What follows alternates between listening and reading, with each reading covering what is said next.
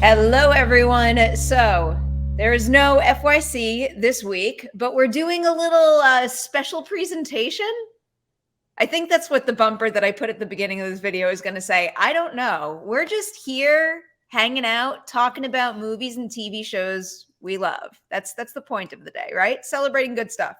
I carve an hour out of my week for you, Perry, no matter what, whether Mance is here or not. So the plan today is we're going to recap some of the best stuff we saw in the summer of 2023, specifically some of the best scripts and then also some of the best performances. And I think we each picked 3 in both categories, kind of ish. Yeah.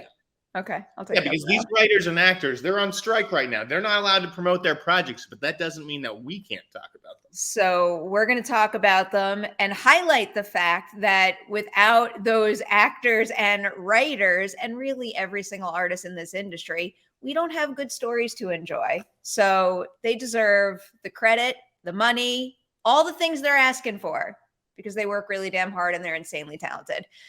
Okay, 3 best scripts of summer. Now that I'm looking at my list, I kind of cheated. But it's my summer, Jeff. It didn't release in the summer, but I watched it in the summer, so my brain processed it this way. And I'm only first realizing that now. Hit me with it, Pete. Okay, so I wanted to bring this show up because on all of our FYCs, it's always been like, I think this is going to happen, but that's coming from the perspective of someone who hasn't watched it yet. But I finally watched 2 of those shows, and one of them blew my expectations away. It was House of the Dragon. Jeff, it's really fucking good. It's really good. I know that Game of Thrones ended on shaky ground for some people. And, I'm not someone who hated the ending, but I also didn't love it and was definitely losing interest. And I don't know, I feel like I'm in a place where this feels unfair to say when I haven't seen the full series, but I like House of the Dragon better. I don't know. Wait, have you finished House of the Dragon yet? Yes, I binged I flew through the whole thing. And speaking specifically about the scripts, I absolutely love how the story is structured with the particular time jumps. There's a couple of scenes with verbal sparring that is just so expertly crafted and perfectly written. And then of course there are, bigger battle/dragon scenes that are exceptionally well done too. But it is a really good show about fighting for the Iron Throne, but via really human journeys. And I don't know, I just couldn't believe how attached I got to those characters and their situation. It really is something else, and it deserves to be there. Do you have any idea whether the writers of that show are much of the same writing staff from Game of Thrones? Because I know the showrunners are different, right? But there is a lot of crossover. So part of the reason why I watched it was because I got to moderate a little panel for the HBO Crafts Day, and I know some of that team came over. I think specifically the folks who run the prosthetics department had worked on Game of Thrones. So there is a lot of crossover in terms of the writing staff. I'm not 100% sure off the top of my head, but I have to imagine some are. Okay. It's very good though. I highly recommend. If Game of Thrones was my thing, I'd give it a shot, but the original series never really was. So did you watch the whole thing? Game of Thrones? Yeah. No, I've seen a handful of episodes. I feel like knowing you would start House of the Dragon and you would probably dip out before one of the time jumps, which would kind of obliterate the value of the season. I fear that would happen. But if you do watch it, I highly recommend binging it and continuing on with the journey. It just the first episodes were really, really good, but I felt that addictive quality kick in and take hold after the first big time jump. Swords and Dragons, not my bag. I'm more of a quiet, reflective drama type of guy, which is why the first script I want to highlight may be an obvious one, but it is Celine Song's script for Past Lives, which I think there's a lyrical quality to it. There's something magic about it, and it's not overwritten. Okay. She leaves room for you to bring yourself to the film. I don't think it's all up, on the page necessarily. I do think it's about the experiences that each one of us brings into that theater, but she lays the groundwork for that and leaves room for that. I just loved, some of the subtleties of this script, whether it's a glance or, a subtle touch. I don't know, it was romantic, it was poetic, and yet heartbreaking. Because I think we all have some version of the one who got away, or we all have some, regrets at some point in our lives, and we've all thought at some point, what would have happened if I had made a different decision. So I just thought that was an absolutely beautiful movie, and I hope that we're still talking about it come, Oscar time. That is an excellent example. I've got high hopes we will be talking about it. I hope that it does get the love it deserves, but that's a really good way to put it in terms of it not being overwritten to the point of allowing some personal connection. But also, whenever I watch that movie, I feel like she had a really firm idea of what the script and story needed to be. But I also think she put a lot of it in her actors' hands, which is why their performances excel to the point that I'm sure it does the script justice, but it also feels like purely their own. This quote's coming to mind right now. I was just talking to one of the Beef directors, and he put something about the series and also actually Marvel's Thunderbolts this way, where it was the idea of a script or performances, even like feeling so personal to the point that it also becomes universal. And it's like a tough idea for me to fully wrap my brain around, but I think Beef achieves that. And I also think Past Lives has a very similar quality. Yeah, no, it's a really good way of putting it. To me, it's almost like, when you put your hand under like really hot water and then it starts to get cold, like, your hand feels almost cold. Like, it's a weird, I don't know. It's a weird feeling, but a special one. Okay. I can't say I've ever shared the feeling of my hand feeling cold under hot water, but I will trust your experience on that one. So my next pick in the script category falls under a similar headline as my House of the Dragon pick, because the other show that I desperately needed to catch up on was Succession. Had you watched Succession or no? No. Jeff. These aren't my bags. Why? I've got other bags. I'm good with my bags. Man. So Succession, I had watched the first 3 seasons of Succession, and I think I said this on one FYC, but like I became like a little bit of a baby about it because I had other assignments. I didn't jump in the moment season 4 started. And then all of a sudden people started spoiling things like mere minutes after episodes aired. So I'm like, well, now I have no urgency to watch it, but eventually I did watch it, and it's that good. And everything that was spoiled for me didn't even matter, because the episodes are so damn good that it still packed just as much of a punch as it needed to. But that is an especially well-written show. No doubt in my mind, it's going to go on to become not just one of the best, the best shows of recent times, but I think it's going to be one of the best series of all times. There's so many lines in that show that are just like seared in my brain, highly disturbing. And I find myself taking that show with me everywhere I go. Like now, every single time I hear about, higher ups at a company negotiating, I picture the Roy children like puppeteering the whole thing. Which I think makes life even more disturbing. Did you feel like the show stuck the landing? Very, very much so. I want to say a lot. Are we allowed to spoil shit? I was just listening out for months. If you're a Succession fan, okay, it's been months. Probably by now, this is on you. So I was literally just writing a piece on this. So here is an example of a line that's burrowed its way into my brain and I find so upsetting in a show that is packed to the brim with deeply upsetting dialogue. But there's this point in the finale where Alexander Skarsgård's character is about to fuck over Sarah Snook's character. And like her whole journey in the show is trying to like navigate this corporate culture, and also like a culture that exists within the 1% that's like heavily defined by sexism, where women have absolutely no chance of doing anything. That's her whole journey in the show, is essentially fighting that and earning her seat at the table and trying to have some sort of sense of control. And Alexander Skarsgård character says to Tom, that's her husband, estranged I husband, know who whatever. everybody is. Right, it's okay. I'm like catching you up here a little, but he says to her, if I could have anyone in the fucking world as like my CEO, he had already told her that he wanted her for the CEO position. Why don't I get the guy who put the baby inside her instead of the baby lady? And I'm like, fuck you, man. That's evil. That's pure evil.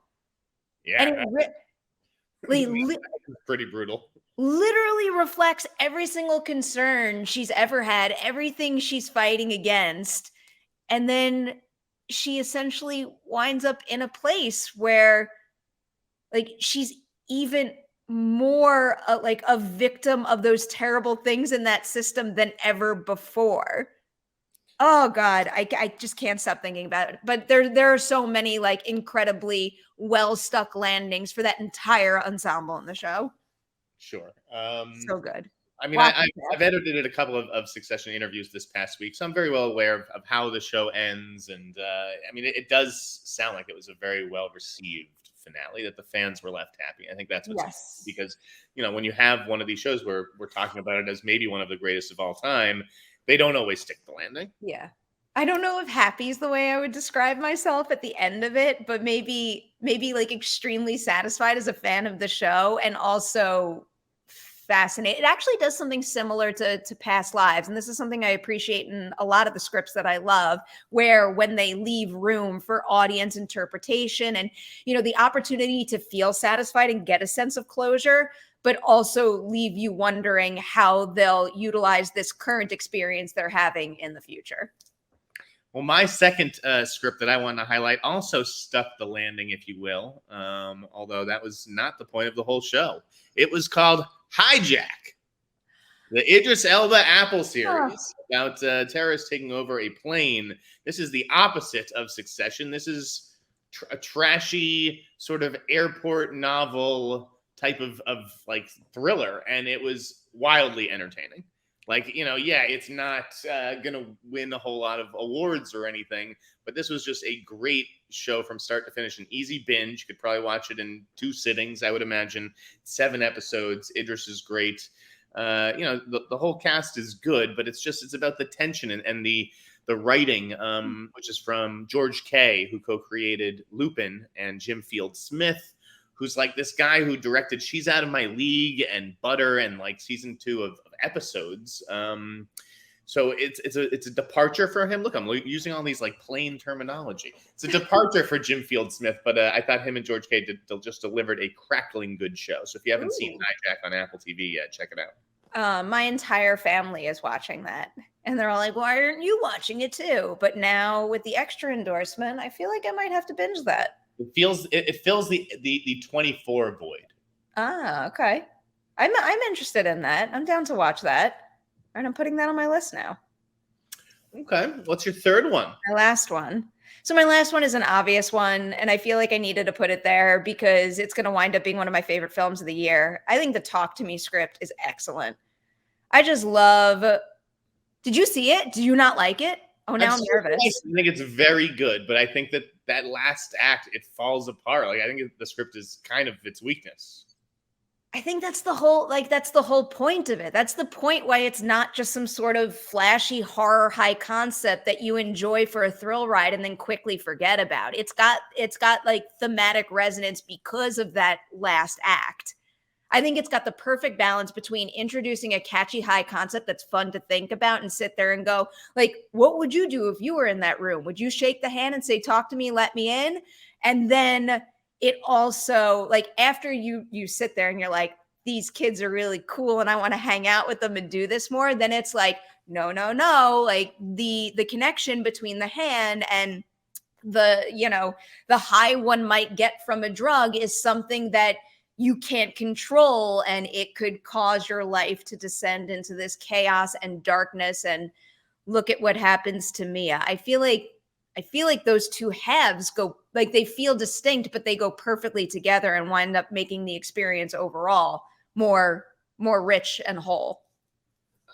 I just felt, and again, Talk to Me is probably the year's best horror movie, and it's a great directorial calling card for the Philippou brothers. But yeah, I thought they sort of overreached on the end with that emotional resonance that you're talking about with some of the mother stuff. I kind of wish it had just been a movie about teens, getting out of control and getting carried away with this whole game. I thought it overextended itself in trying to do that elevated horror thing and have this. I just felt like the mom stuff felt a little shoehorned into that last half hour, but I love the very ending, that like last tag, which we won't spoil. I mean, I want to ask your opinion on something Matt and I have discussed with the ending, but I'll save that for after we record. Okay, fair enough. All right, what is your third? My third one is not a movie, and it's not a TV show. That's right. It is John Mulaney's Netflix comedy special, Baby J. That, you guys want to talk about why we need writers and great comedy writers? That is a perfect example, okay, of just a perfectly written hour. A guy who minds his pain and embarrassment that, the whole world saw, and, with Olivia Munn, all that stuff, and John's marriage collapsing and going to rehab, and the way that he tells a story, it's perfect. It's absolutely hilarious. And there are truth nuggets in there. I mean, it's about, he goes to rehab and he's so worried that everyone is going to notice him and be, oh my God, start talking about him. The truth is, it's even worse. No one notices him. That's like the worst thing that a celebrity, she's like, So that whole hour I absolutely adored. And if you're looking for just a fun way, a fun comedy special, that's the one I would recommend this year. Ooh, that's another good thing for me to put on my list. I don't watch enough comedy specials in general. I feel like it's because I don't cover them. Usually my top priorities wind up being things that like fit whatever verticals I work most in, but comedy specials are usually something that escape that list. That's a good one. I mean, Netflix goes big on Chris Rock and Dave Chappelle and stuff, and those are usually pretty good. But this was I think the best one in a while. I've listened to a lot of John Mulaney stuff with friends that are big fans, so I feel like I'd be into that. Okay, hijacked in that. 2 things to my list, Jeff. I like it. All right, so now we're up to 3 best performances of the summer. Do you want to go first with that one? Sure, I'll go first. This one is probably the easiest one. It is, I think, the performance of the year. And I'm told, reliably with confidence that they are going to give this an Oscar push. And that would be Glenn Howerton in Black Bear. I watched it because you and I think Mance were so high on the movie, but also his performance specifically. And you're not wrong. He is exceptional in that role. Yeah, he brings it. Again, this is an example of a guy who we really only know through one TV show. I mean, yeah, he's popped up in a couple of other things here and there, but we know him as Dennis. And so to get to see a totally different side of this performer, and a more dramatic side, and a side that, quite honestly suggests he'd make a perfect comic book villain at some point down the line. Yeah, it was just a treat, and I've seen that movie like 4 or 5 times, and it doesn't get old. It holds up. It's hilarious. Excellent pick. I'm really hoping that campaign, that push pans out, because like I thought everything in the movie was great. I really loved it overall, but man, every time he was in a scene, like it's the definition of a scene stealing performance, and his energy is just something else. I mean, not necessarily always a good energy, but it's an energy that's so strong that you start to feel it. Like you'll be watching certain scenes and your heart will start to race. Yeah. Very, very effective. I'll stick with Talk to Me for my first performance shout out. And I will preface this by saying I think that entire ensemble is excellent, spot on, did exactly what they needed to. And I think a lot of the lesser known names on that roster need to go on to get big opportunities because they're talented and they deserve it. But one performance in particular I need to shout out is Joe Bird, the actor who plays the younger brother. I'm still going to avoid spoiling anything, but there's obviously a very like emotional component of that performance, and then also it gets into the physical elements too, and that's something that just plain old does not work unless you get an actor who's able to sell it, and he just nails every single layer of Riley. And I also think the role of Mia is very demanding as well, but they're different kinds of demanding, and what he's able to do with that character really is, a big chunk of the beating heart of that movie and what's propelling the whole thing forward. So big round of applause for him. I want only good things for him. I think it's a great pick. That you're right. That whole ensemble was really good. The lead was great. I liked Zoe Taraki's as well. Yes. And you just listen. That quite frankly, this is the problem with a lot of these young teen horror movies is that I don't think that they do have good ensembles. I think that I know you would disagree with this, but I think it's a big problem with the new Scream movies. No, stop that. There is no core 4 slander on this channel. You and I grew up with the original Scream, with I Know What You Did Last Summer, and like these were great horror teen ensembles, and I do feel like they've been a little lacking lately. So it's great to see another one and talk to me. Okay, I'll take that. I feel like I'm thinking of a million other things I could be like, but this, and this, and this. A conversation for another video. No, I'm negging Scream while giving props to talk to me. All right. I guess I gotta take a win and a loss there. Okay, my second one. I hope I'm not stealing this one from you. I end up going with Sherry Cola. Yay! That makes me so happy. Joyride and Shortcomings. Listen, they're just. It's obviously very tricky being an Asian actress in this town, I think. For a while, it was just Margaret Cho, right, in the 90s. Margaret Cho. Eventually, it was Sandra Oh. Now it's Michelle Yeoh. And then you get your Zhang Ziyi's and Fan Bingbangs and stuff like that. But like this girl, Sherry Cola, I think she has amazing comic timing. She's something she's a throwback to Margaret Cho, but she's also like something that I don't think that we've really seen before. She's not just the best friend, like the sort of side character, like these are your lead characters, here's the story, and then she's the best friend. Like she's a co-lead of Joyride, and she brings a lot of the dramatic beats and stuff. And in Shortcomings, she's more of like the best friend in that or whatever. But I really like where her career's headed, and I hope that she gets more opportunities to do different kinds of things, because I sense that there's more to her than what we've seen. There's just a lot of talent there. I haven't seen Shortcomings yet. I'm eager to check that one out. I was sad when I missed it at Sundance, but Joyride is definitely up there. Probably not in my top 10 of the year, but I would say top 20. It was one of the movies that I think made me happiest while watching it. I haven't laughed out loud that consistently throughout a movie in a long time. And I think she's really good, comedic timing, like landing all those jokes. I also think her character in that movie is really key to being as funny as it is all the time, but without ever undermining the heart and the importance and the deeply emotional journey that those characters on. And the fact that she's able to balance both. Like, I feel like her character in particular, a lot of that rests on her shoulders. Like Ashley Park's character, yes, is funny, but leans more dramatic. And, Sabrina Wu and Stephanie Hsu are a little more playful. And then like Sherry Cola kind of exists in that middle where, I don't know, I think she's the one most of all that's selling the balance that like, it can be really funny, but it can also mean something. Right. She's walking that fine line. You're right. Ashley Park's playing the straight woman, so to speak, and then Deadeye is kind of the comic relief, and she kind of has to do both. Sherry Cola. Anyways, I just, it's this industry puts Asian women in a box, for lack of a better term, and so it's nice to see an Asian female-led comedy where they can just be raunchy, right, and be sexual. You don't see that often either.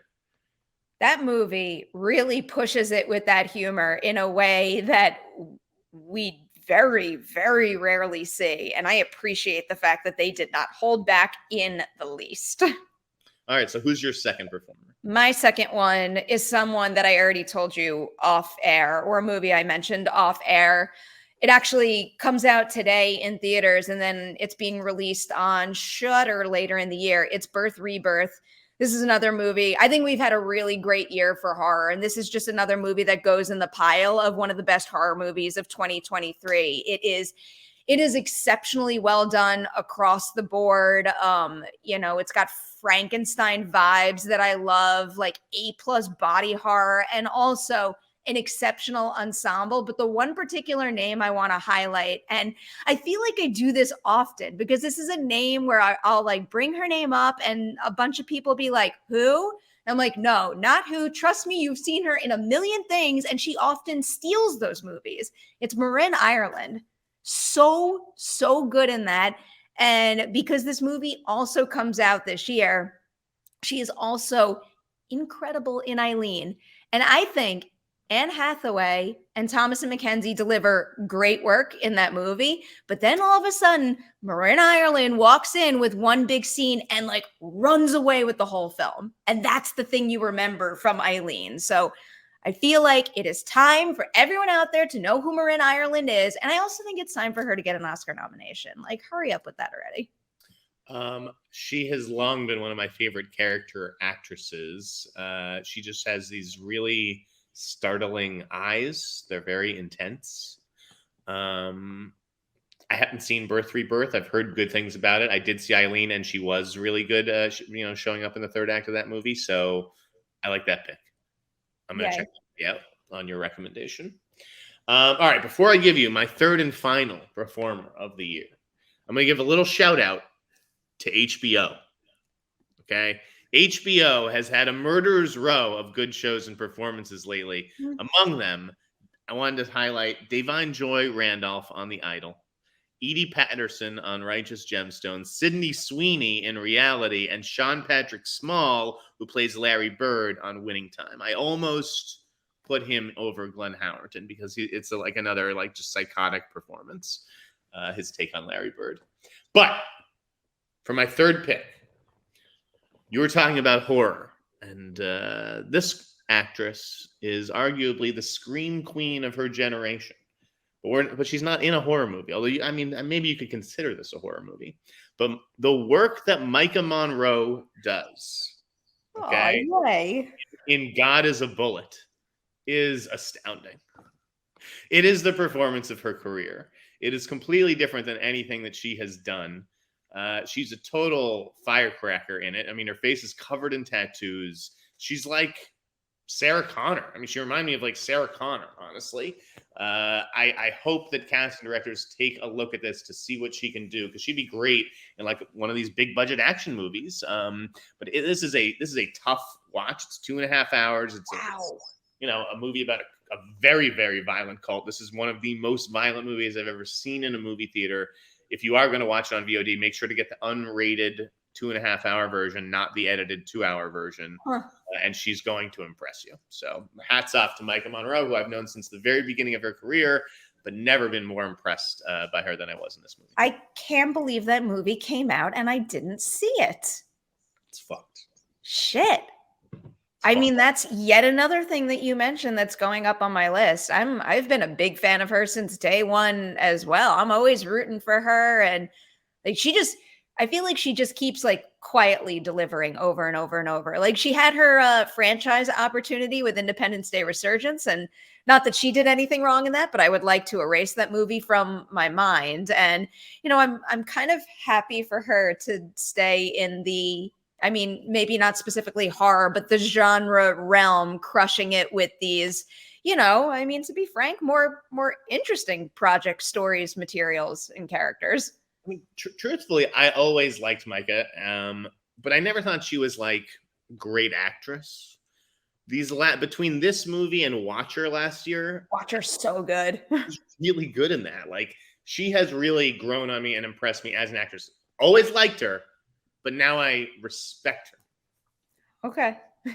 I've always respected her. I just like seeing her range get wider and wider and wider. So hopefully I My will. respect has grown for her. Okay. I always respect her, but now it's I like that. All right. So my last performance is like in a completely different category. It might feel like something that's coming out of left field, but one of my favorite movies of the year is going to be Teenage Mutant Ninja Turtles: Mutant Mayhem.